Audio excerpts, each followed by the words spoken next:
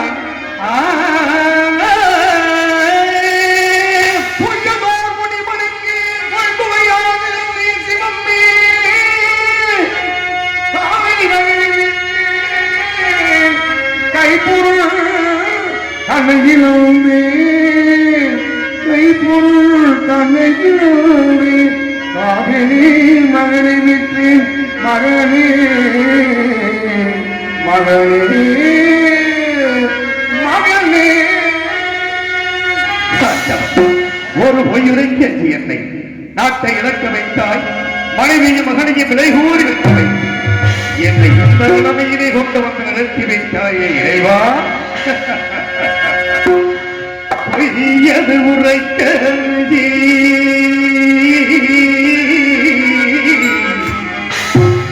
பொய்யது உரைக்க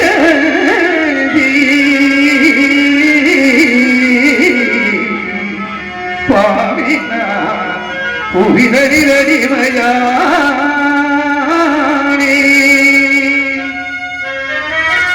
மையகமெல்லாம் காத்தன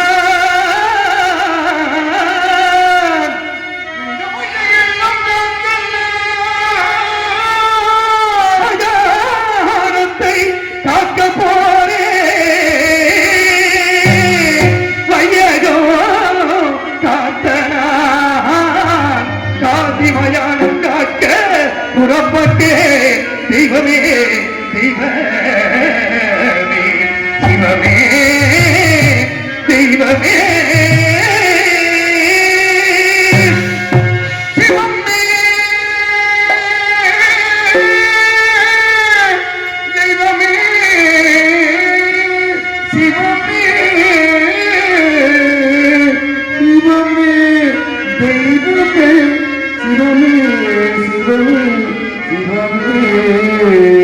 சிவமே சிவமே மகாமுனிவன் புதுமையினார் சிவமே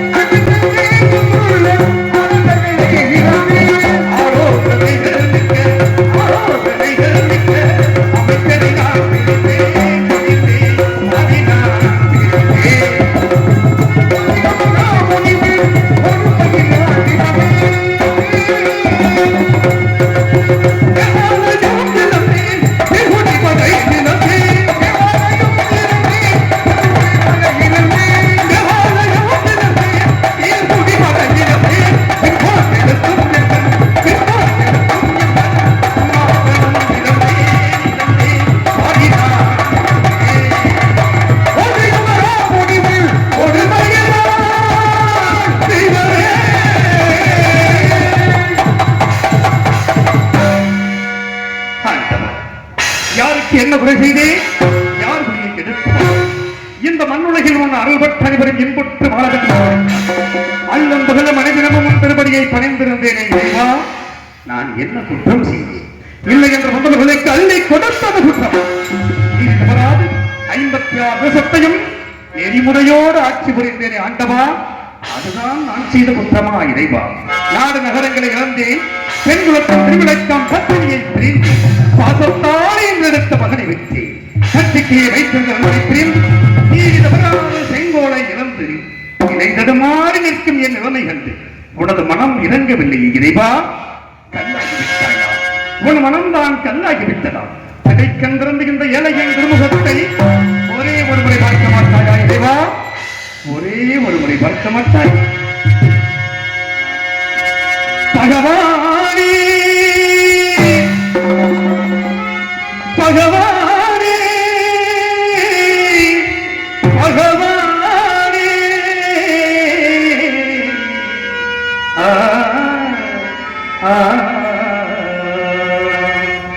பகவானே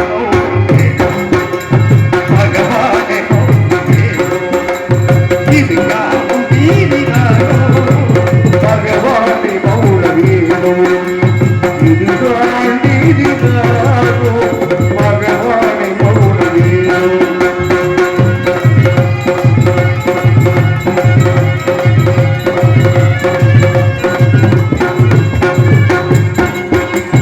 ஹரிநாமம் தன்னை கண்டு கருணை இல்லாததே ஹரிநாமம் கண்டு கருணை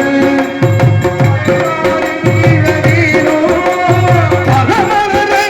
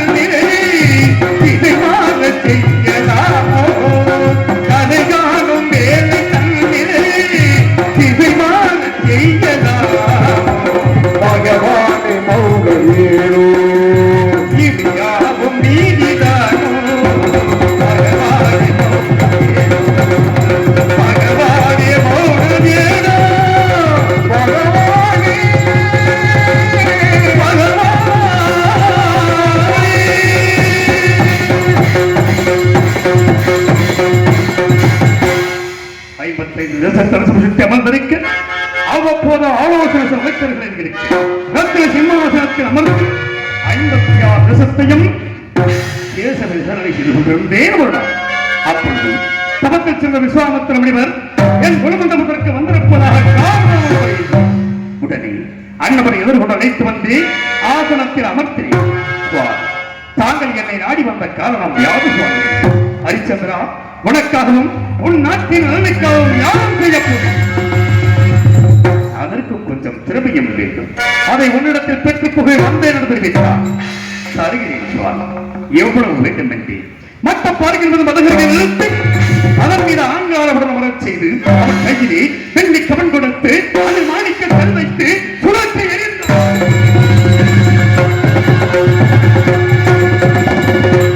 மேலே சென்று கீழே வந்து விழுந்து எழுந்தூரம் திரவியம் தர வேண்டும் என்று தெரிவித்தார்.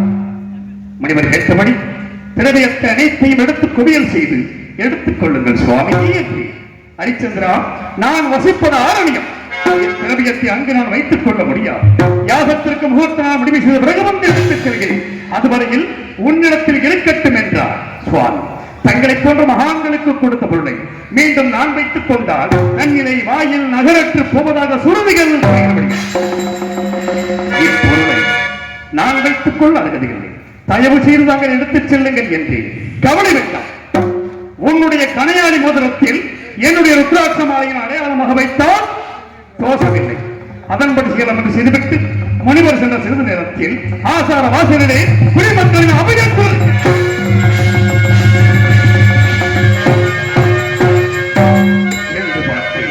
குடிசனங்களே, உங்களுக்கெல்லாம் என்ன நேர்ந்தது? நான் என்ன குறை வைத்திருக்கிறேன்? எதற்காக அழுது புலம்புகிறீர்கள் என்று. மன்னா, நாங்கள் இட்ட பெயர்களை எல்லாம் கொடிய மிருகங்கள் வந்து அழைத்து விட்டது. மன்னா மன்னா மன்னா,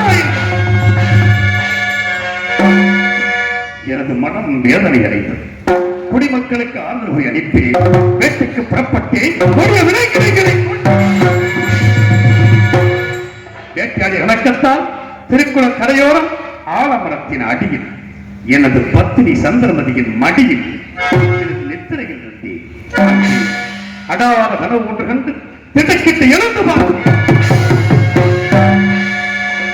2 நடன மாதர்கள் என் முன் வந்து நின்றார்கள். மாதர்கள், நீங்கள் யார்? உங்கள் ஊர் பேர் என்ன? என்னை நாடி வந்த காரணம் என்னவென்று கேட்டேன். மன்னா, நாங்கள் வசிப்பது இமயகிரிச்சார். என் பெயர் சரசுவல்லி, இவன் பெயர் காமவல்லி. எங்களுக்கு பரதமும் சங்கீதமும் தெரியும்.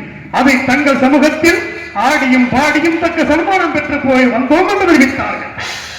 எங்க ஆடுங்கள் பாடுங்கள் என்று ஆடினார்கள், பாடினார்கள்.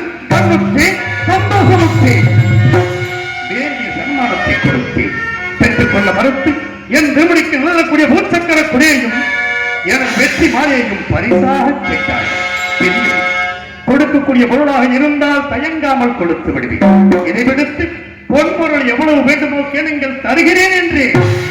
பொன்பொருள் எங்களுக்கு தேவையில்லை. அப்படி என்றால் எங்கள் இருவரையும் நீங்கள் திருமணம் செய்து கொள்ள வேண்டும் என்றால் என்ன வார்த்தை கூறுகிறீர்கள்? நான் சந்தாரம் என்று பிரதானம் சிக்காதவன். தயவு செய்து இந்த இடத்தை விட்டு போய்விடுங்கள் என்று எவ்வளவோ அறிவுரைகளை எடுத்துக் கூறினேன். கேட்கவில்லை. காவலர்களை அழைத்தேன். அழைத்து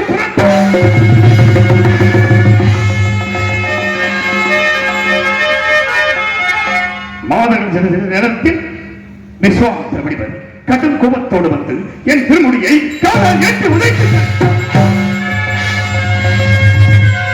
மண்ணிலே சாய்ந்து விட்டது என்று கூட நான் கவலைப்படவில்லை. அதற்கு மாறாக எனது நெஞ்சம் இந்த திருமுடியிலே பதித்திருக்கின்ற நவரத்தின கற்கள் முனிவரின் பாதத்தை புண்படுத்தியதோ என்று பாதத்தை தொட்டு சந்தாரம். நான் அனுப்பிய மாதர்களை ஏன் அழைப்பு திருத்தினாய்?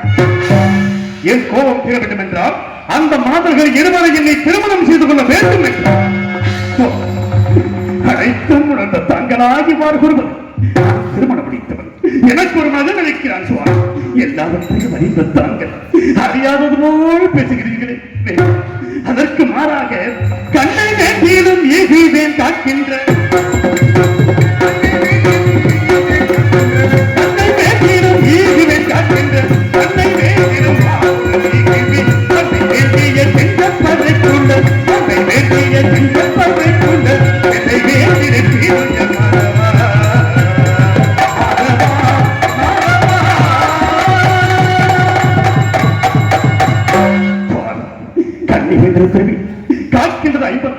வரத்தை கேட்டாலும் தருவேன். ஒரு பொழுதும் அந்த மாதர்களை அடைய மாட்டேன் என்றேன். அப்படியா? உன் கண்கள் நினைப்பதற்காக நீ கூறியபடி இப்பொழுது 56 தேசத்தையும் எனக்கு தாரை பார்த்து கொடு.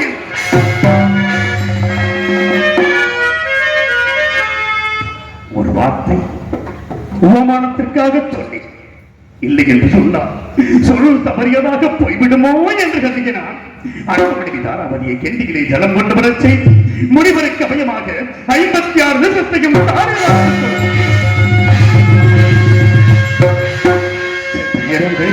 ஹரிச்சந்திரா, நீ யாகத்திற்கு கொடுத்தாய் அல்லவா திரவியம், அதை இப்பொழுது கொடு.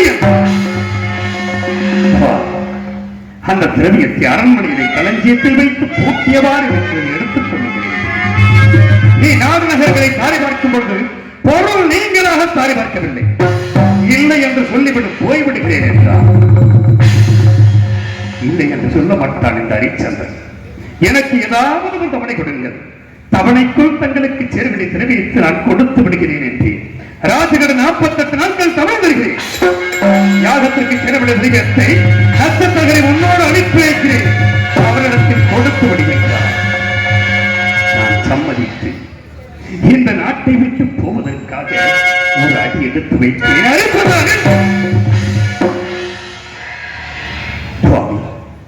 நாடு நகரங்களை கொடுத்து விட்டேன். பொன்பொருள் தருவதாக தங்களுக்கு வாக்கு கொடுத்திருக்கிறேன். மீண்டும் நான் என்ன கொடுக்க வேண்டும் சொல்லுங்கள். உன்னை இந்த ராஜபடியில் நாட்டை விட்டு போக நான் சம்மதிக்க மாட்டேன். நான் கொடுக்கும் காவி வஸ்திரத்தை அணிந்துதான் நீ செல்ல வேண்டும் என்றார். நாடு நகரம் எனது உயிரினம் மேலான குடிமக்களை எல்லாம் நான் பிரிந்து செல்லப் போகிறேன். எனக்கு இந்த ராஜமுடியா பெரிது, தாராளமாக கொடுங்கள் என்று கூறிய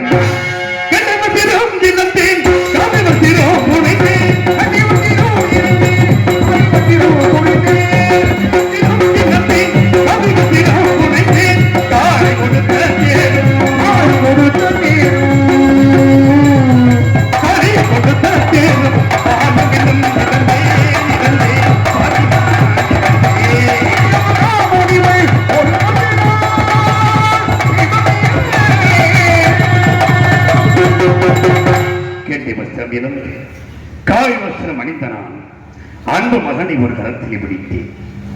உயிரோடு உயிராகி உறவாகி முட்டி வாழ்ந்த மனைவியை மற்றொரு கரத்திலே பிடித்துக் கொண்டு காசிமா நகரத்தை நோக்கி நடந்து சென்றேன். எப்படி நடந்து சென்றேன் தெரியுமா? நடந்து வா மயிலே, நடந்து வா மயிலே,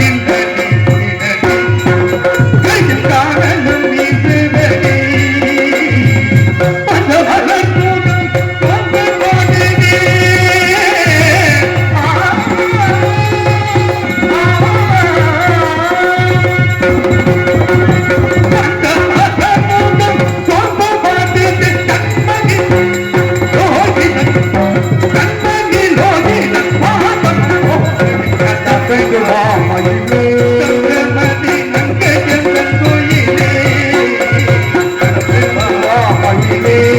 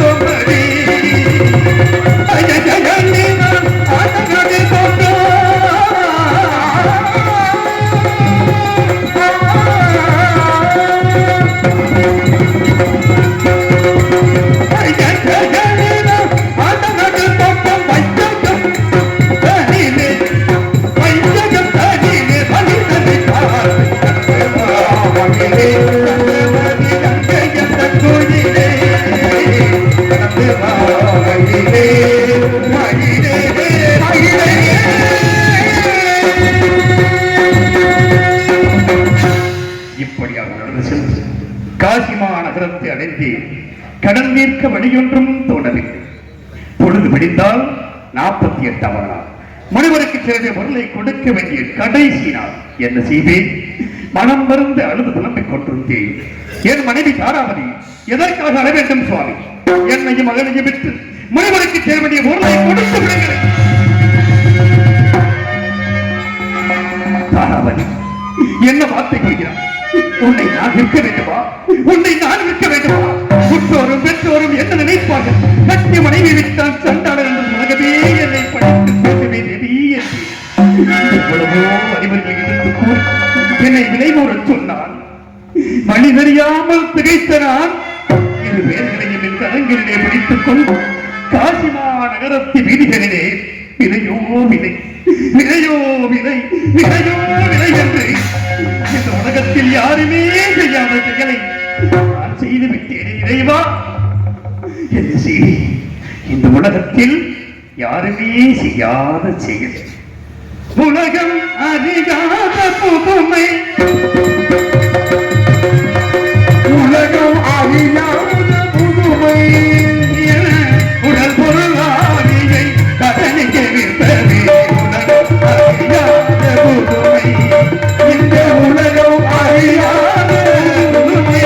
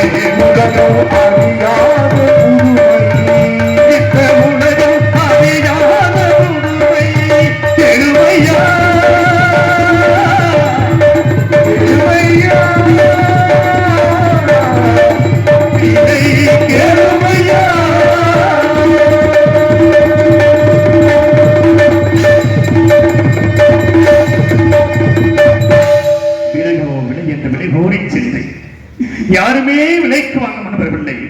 இறுதியாக காசிமா நகரத்து வீதியிலே காலகண்ட ஐயனவர் விலைக்கு வாங்கி அன்பு மனைவியும் மகனையும் பொன்பொருளை கொடுத்து விட்டு அடித்து இழுத்து சென்ற அந்த கொடிய செயலை என் நெஞ்சம் மறக்கவில்லை. இறைவா,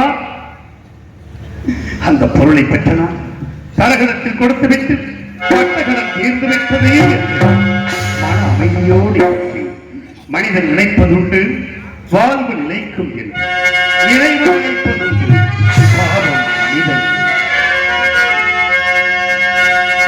மனிதன் நினைப்பதுண்டு வாழ்வு நினைக்கும் என்று இறைவன் நினைப்பதுண்டு பாவம் மனிதன் என்று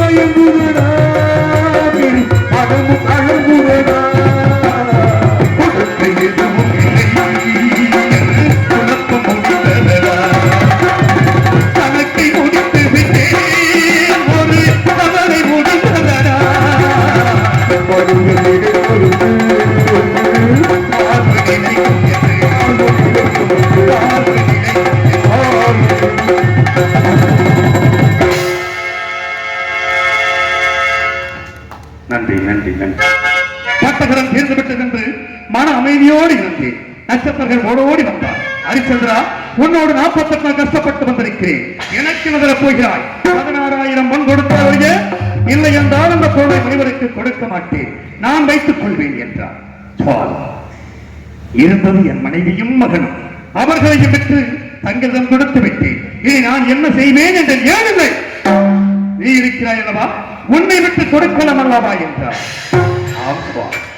என்னை நான் மறந்து விட்டேன் என்று சொல்லி அன்பு மந்திரி சத்தியசக்தி அழைத்து என்னையும் இந்த காசிமா நகரத்தை விடுகிறதே, யாரிடமாவது விலை குறித்து விடுங்கள் என்று மனம் சூழ்ந்து விலை கூற முடியாத மந்திரியால் மூர்ச்சியாகி கீழே சாய்ந்து விட்டார். இந்த பாகியாகி நான் என்னை நானே விலை கூறி சென்றேன். விலை கூறி சென்ற பொழுது வீரவாக என் ஈமக்காவலர் விலைக்கு வாங்கினார். இறந்த கன்றை அறுக்க செய்தார். அறுக்கும் பொழுது மத்தியான கையிலே அறுபட்டு ரத்தம் கொண்டு ஹரிச்சந்திரா, உனக்கு இந்த வீட்டு வேலை சரிப்படம். நான் காக்கின்ற மயானம் ஒன்றைக்கு வருகின்ற தினம் ஒன்றுக்கு பார்ப்பனம் ஒரு துண்டு வாய்க்கரிசி 3 பாலம் பார்ப்பனம் முகத்தொண்டை எனக்கு அனுப்பிவை, வாய்க்கரிசி மட்டும் ஒரு முசிப்பிற்கு வைத்துக் கொள்கிறார். அரண்மனையிலே அறுசுவையை உணவு கொண்டு வளர்ந்த நான் மயானத்திலே பிணத்தின் மேல் போடப்படுகின்ற வாய்க்கரிசி உண்டு வாழும் அளவுக்கு என்னை கொண்டு வந்து நடத்திவிட்டார். என்ன செய்வேன்? கட்டளைப்படி மயானத்தை காக்க புறப்படுகிறேன். மயானத்தை காக்க புறப்படுகிறேன். விதிபதியோடு மதிபதியோடு எதிபதி பெறவே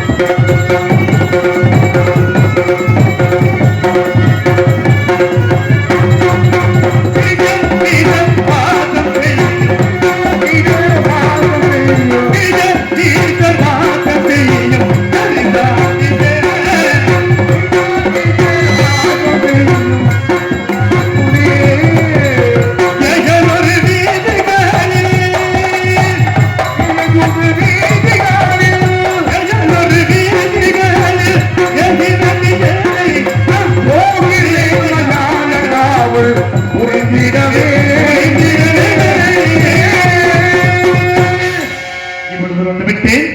எஜமானுக்கு சொந்தமான மயானம் எங்கே இருக்கிறது தெரியவில்லை. அதோ ஒரு வெளிச்சம் தெரிகிறது. அதுதான் எஜமானுக்கு சொந்தமான மயானமாக இருக்கிறார் நினைக்கிறேன்.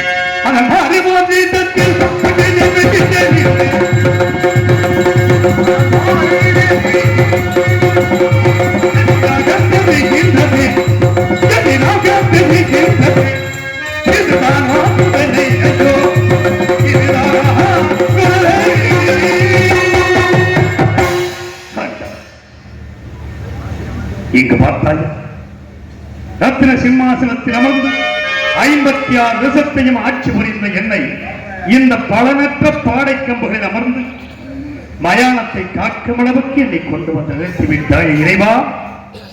ஏன் எனக்கு இந்த நிலை இறைவா?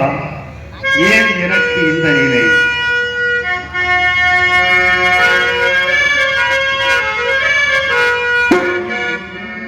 ஏன் எனக்கு இந்த நிலை?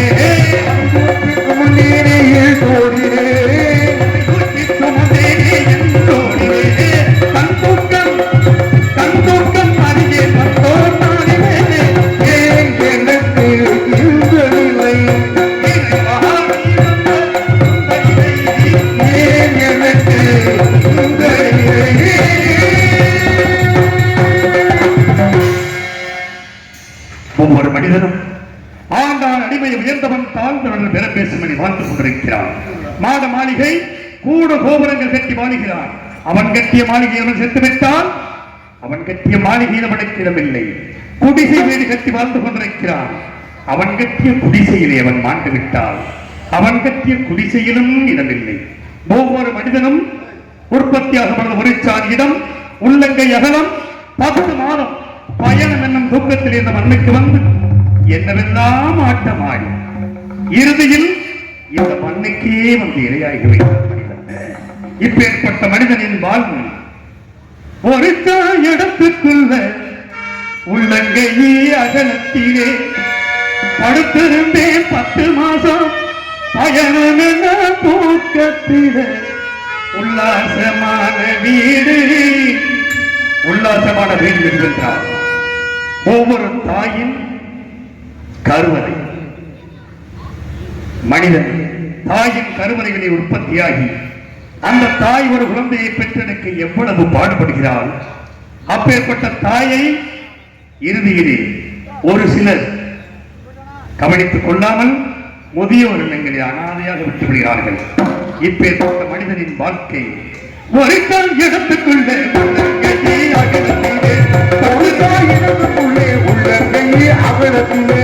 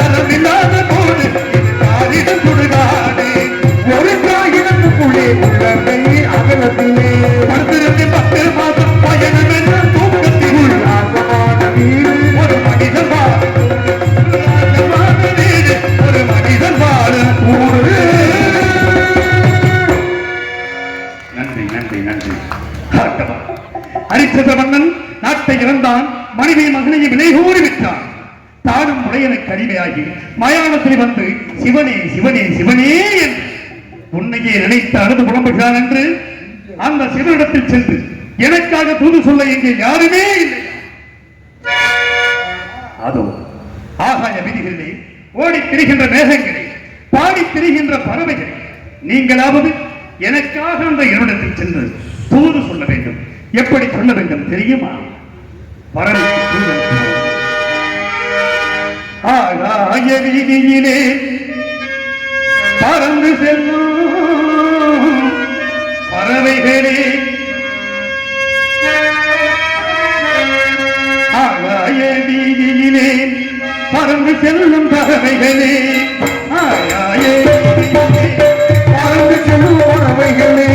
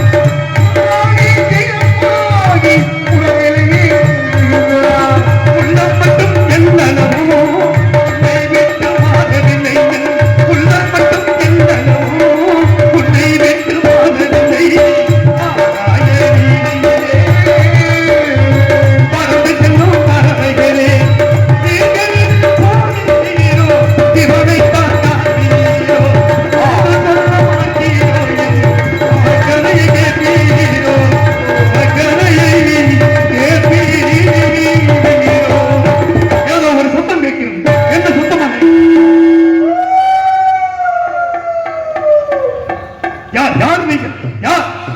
ஐயா, தாங்கள் யார்? நாங்கள் தான் ஐயா இந்த சுடுகாட்டிலே வாழக்கூடிய பேய்கள். பேய்கள்? நாங்கள் தான் உங்களை கேட்க வேண்டும் யார் என்று. எங்களை தாங்கள் கேட்கிறீர்கள். ஏனென்றால் இங்கு நாங்கள் பழைய ஆளுகள், இங்கே வசித்துக் கொண்டிருப்பவர்கள். தாங்கள் தான் புதிதாக வந்திருக்கிறீர்கள்.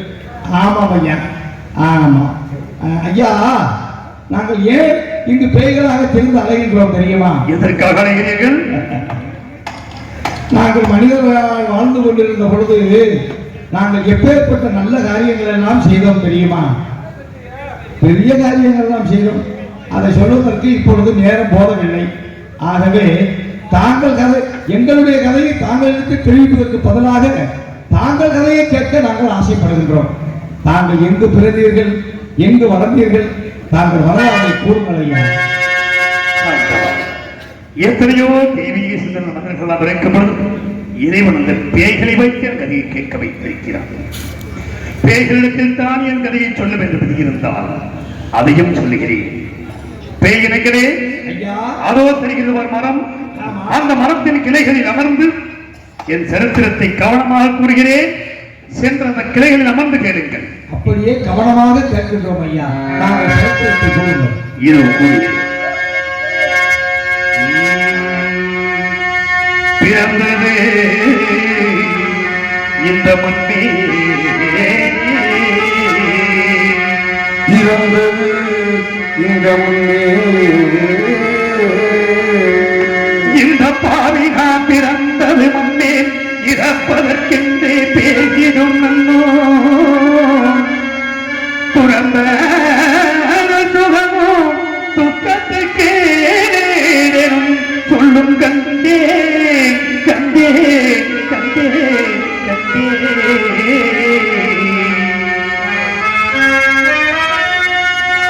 கடம்பனை கூப்பி கடம்பனை கூப்பி கடலையை காக்க கனிவு கொண்டே மரம்பு முன்னடிக்கு கீழாக வைத்துகிறே மதிப்பாயே இறைவா என்னை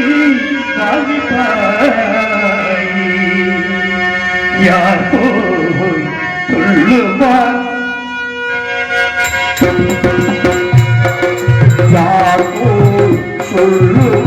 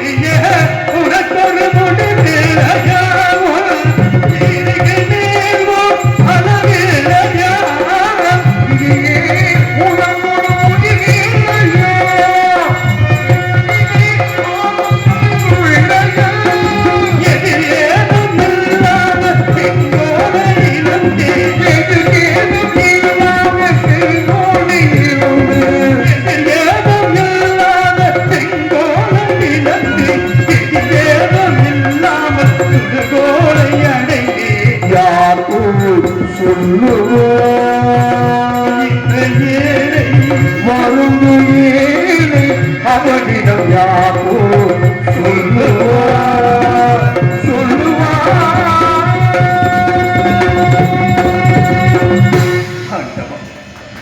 இதுதான் நீதியா?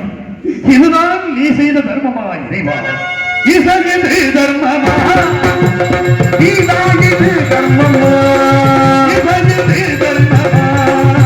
ஜெகதீதாயன் தர்மமா?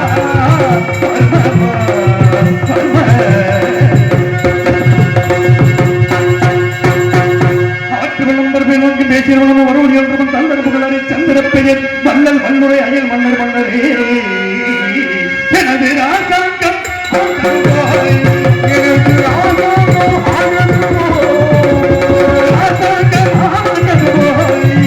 இப்போ நீ ஆக வைத்தார் அங்கம் பங்கம் கலிங்கம் குருவிந்தம் கொப்புறம் ஓசப்புறம் புறமதி ஜெயம் கொல்லம் மேற்பாலம் நடனம் கெங்கனம் கேகேஜம் கேரளம் பல்லவம் சிந்தசீனம் சோழகம் பிராபரமும் துருவமும் சுந்தரமும் தீர்க்கமும் சோழையபுரம் மங்காளம் சிங்களம் கம்பீரம் ராகவம் மாடபுரம் பொங்காசம் மலையாளம் காம்போசம் காந்தாரம் பாண்டியம் பாஞ்சாலம் கடாரம் என்ற நாட்டை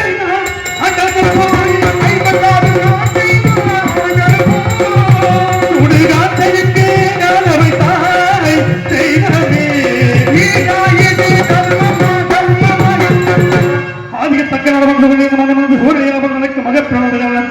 கவரி உடம்பளித்து 27 பெண்களை பெற்றெடுத்தார்.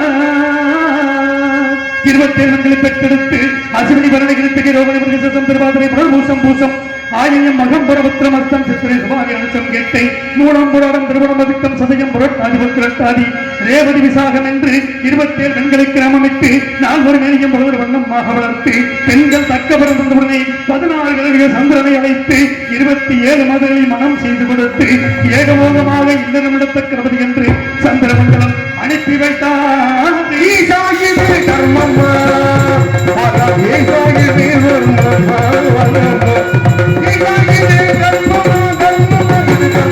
சந்திரந்தனை இருப்பிடம் சென்றவுடனே அழகிலே சிறந்த ரோகணியோடு மாத்திரம் எண்புற்று வந்தார். மற்ற 26 மாதங்களும் மனம் பருந்தி தந்தையாக தக்கனிடத்தில் வந்த முறையிட தக்கனுக்கு கோபம் வந்து அப்படியா செய்தான். இப்பொழுது அவனுக்கு பூராட்டங்களில் ஈனமாக போகட்டும் என்று தவமிட்டார்.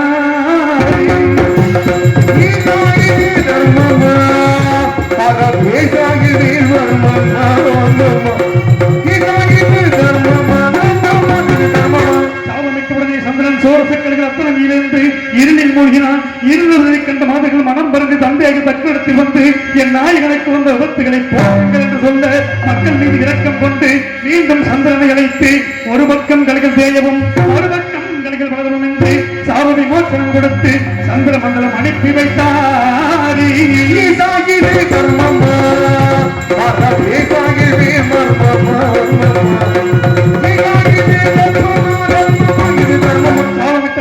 பூலகத்தில் 12 ஆண்டுகள் மழைகளாமல் வெப்பம் அதிகரித்து சந்திர மண்டலத்தை அளாவ சந்திரன் தகிக்காது எங்கும் நீராட திறமில்லாதால் தன் பத்திரிமார்கள் 27 பேர் அழைத்து பூலோகம் வந்தார். பூலோகத்தில் கவன அரிசிகள் நீராடக்கூடிய திருக்குளத்தில் ஜலம் நிறைந்திருப்பதை பார்த்து தானும் அவர்களும் நீராடி சந்திர மண்டலம் சென்றார்கள்.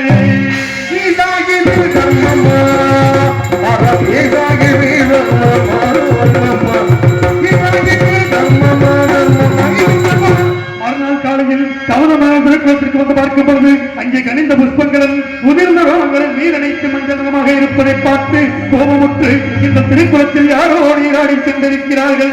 என்ன என்று இந்த திருக்குளத்தில் ஆண்கள் நீராடினால் பெண்களாகவும் பெண்கள் நீராடினால் ஆண்களாகவும் போகிறது என்று சபமிட்டார்.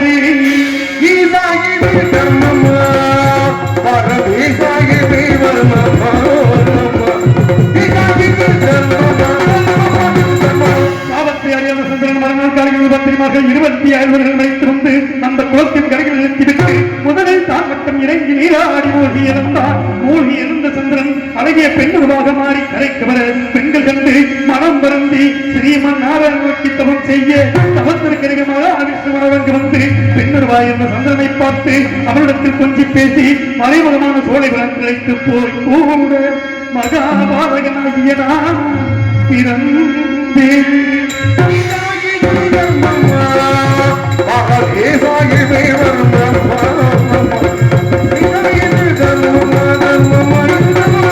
குழந்தையை என்னை தருகிற கிடத்திவிட்டு பெண்ணுருவாய் என்ற சந்திரனை மீண்டும் திருக்குளத்தில் மூழ்கும்படி செய்து சுய உரிமை கொடுத்து சந்திர மண்டலம் அனுப்பி வைத்தார்கள்.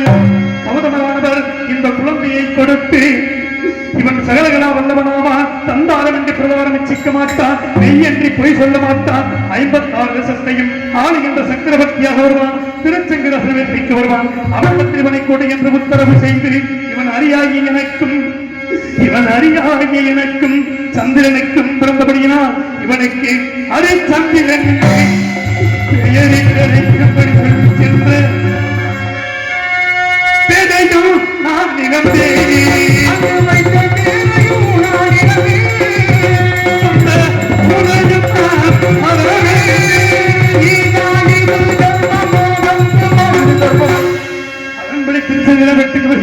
குழந்தையாகி என்னை கொடுக்க நான் ஒரு மேலையும் வண்ணமாக வளர்த்து எனக்கு தக்க வருடனே 56 லட்சத்தையும் மகராபிஷேகம் செய்து வைத்து என்னை வளர்த்த எனது வளர்ப்பு தந்தைய திருச்செங்கும் சொர்க்க பதவி அடைந்தார். அந்நாட்டை நீதியோடு ஆண்டு வருவதற்கு போய்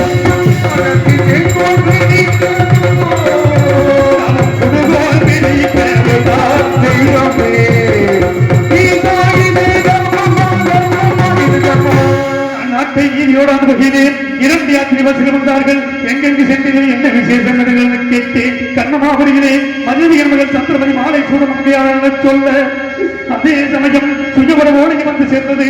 உடனே ரதத்தை சுத்தப்படுத்தி கண்ணமாபுரி புறப்பட்டு சென்றேன்.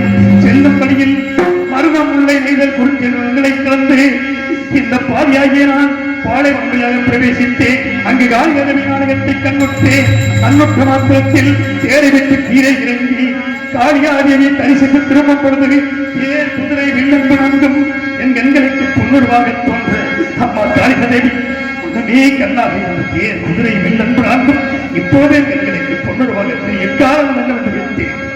உடனே காளிகாதேவியும் பிரசன்னமாகி அடே மகனே, 2000 ஆண்டுகளுக்கு முன்னதாக சவரனச்சவன் இந்த தேர் குதிரை வில்லம்பு நான் இங்கு கொண்டு வந்து நிறுத்தி இதை கல்லாக சமைத்து இது யாருடைய கண்களுக்கு பொன்னுருவாக தெரிகிறதோ அவனுக்கு கொடு என்று சொல்லி சென்றான்.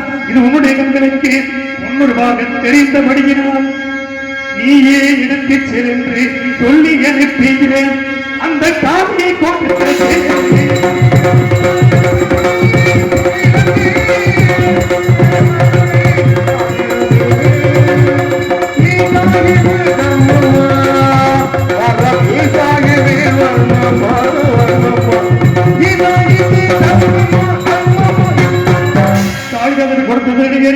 புறப்பட்டு சென்று சுயவர மண்டபத்தை அடைந்து எனக்குரிய ஆசனத்தில் அமர்ந்திருந்து சந்திரபதியானவள் இரு கரத்தில் மாலை என்று எல்லும் நோக்கி வர அவர் கரத்தில் மாங்கல்யம் பழி என்று விண்ண உடனே எனக்கு கோபம் வந்து மனிதய மன்னனை அழைத்து ஏற்கனவே திருமணம் முடித்துக் கொடுத்தையும் அதற்கு மீண்டும் சுயவரம் வைத்திருப்பது எங்களை எல்லாம் அவமானப்படுத்தவா என்று கேட்டேன். உடனே மற்ற தேசத்தவர்களெல்லாம் என்னை பார்த்து நகைத்தார்கள். ஆகாயத்தை நோக்கி அசிரியானது அடே ஹரிச்சந்திரா, ஒரு பிறக்கும் பொழுது மாங்கல்யத்தோடு பிறந்தவன். இந்த மாங்கல்யம் யாருடைய கண்களுக்கு பொன்னுருவாக தெரிகிறதோ அவன் தான் இவனை மனக்க தகுந்தவன். இது உன்னுடைய கண்களுக்கு பொன்னுருவாக தெரிந்தபடியினால் நீயே மனம் செய்தவள், சந்தேகப்பட வேண்டாம் என்று சொல்ல நான் ஆனந்த சந்தோஷத்தோடு சந்திரமணி மாலை சூடி கோசலை நாட்டுக்கு அழைத்து சென்று நாங்கள் சந்தோஷமாக வந்த காலத்தில் எனக்கு அன்பெண்ணி பெற்றெடுத்தார்.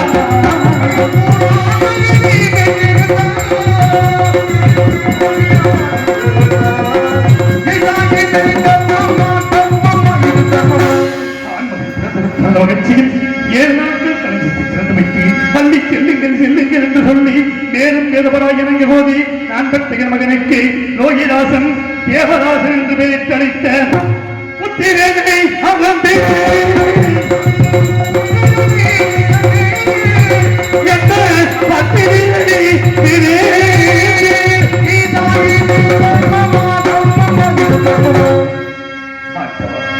ஆதியிலும் அடிமையல்ல, ஜாதியிலும் அடிமையல்ல, பாதி நாளில் அடிமையாகி மயானத்திலே வந்து பரிணமிக்கும் முடிவை கொடுத்து விட்டாயே இறைவா. ஆதியிலும் அடிமையல்ல, ஆதியிலும் அடிமையல்ல, ஆதியிலும் அடிமையல்ல, ஆதியிலும் அடிமையல்ல, ஆதியிலும் அடிமையாகி நான் என்ன ஆதியிலே அடிமையாகி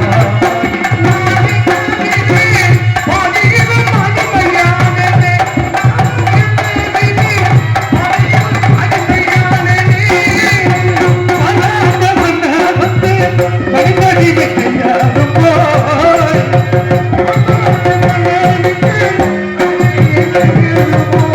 நிறவாடிக்கு அடிமையாய் என்ன செய்தேன் நிறவாடிக்கு அடிமையாய் நிறவாடிக்கு அடிமையானே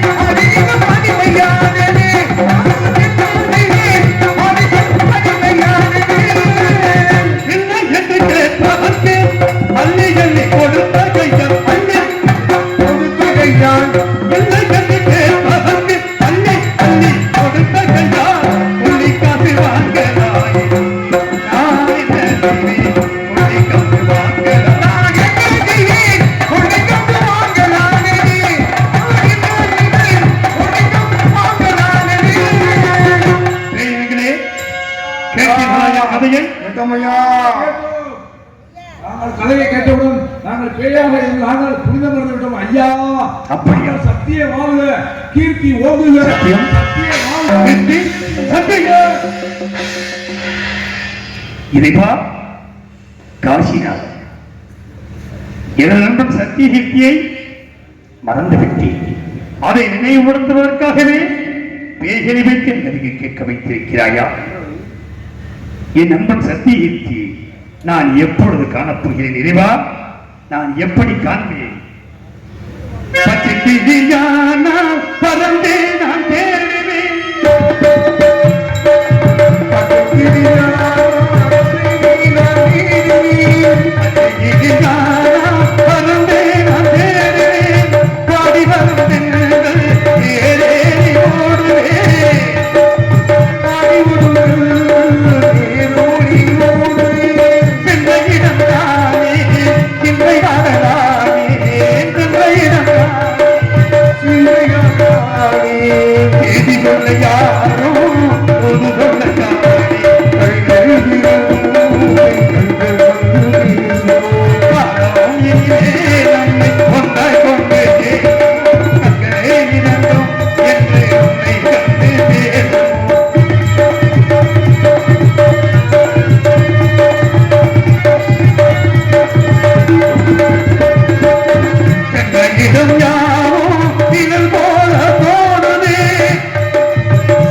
வீரம் யா